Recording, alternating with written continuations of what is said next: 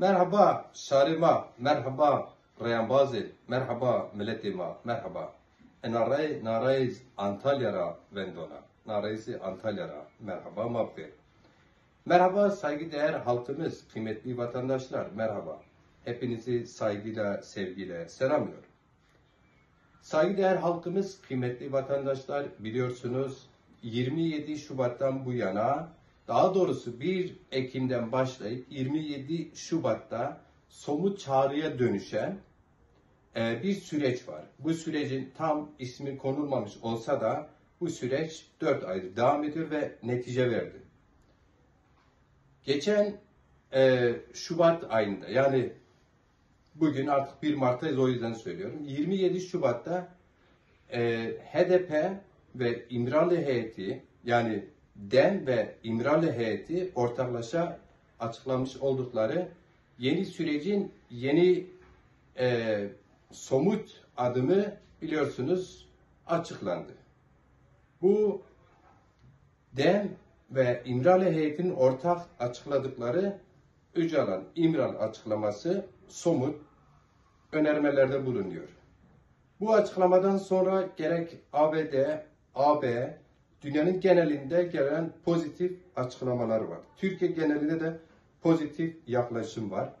Yine Kürt bölgesel yönetimi ve bir bütün olarak bu pozitif yaklaşıma bizim de Demokrasi Zamanı Partisi olarak bizler de ülkemizin kolektif barışı için, haklarımızın kolektif hakları için, tabii ki demokrasi ve özgürlükler için, barış için pozitif yaklaşıyoruz.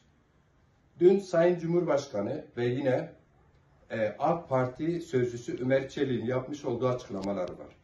Bu açıklamadan sonra biliyorsunuz CHP ve birçok siyasi parti olağanüstü toplandı. Açıklamalarda bulundular.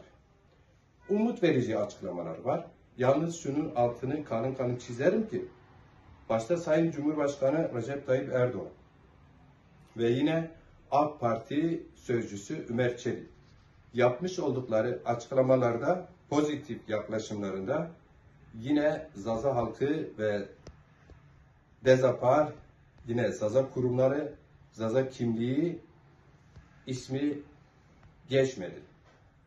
Biz bu yaklaşımı kınıyoruz ve doğru bulmuyoruz. Zazalar da bu ülkenin 3. büyük etnik grubu olarak bizler de varız. Biz bu ülkenin kuruluşundan da vardık, bu ülkenin barışında da varız. Dolayısıyla bizi muhatap almadan, bizimle konuşmadan, fikrimizi almadan, önerilerimizi almadan yapılan açıklamalar tek taraflı buluyoruz. Tek taraflı bir yaklaşım olarak değerlendiriyoruz. Bu noktada herkesi daha duyarlı, daha kolektif, daha demokratik olmaya çağırıyoruz. Hepinizi saygıyla selamlıyorum.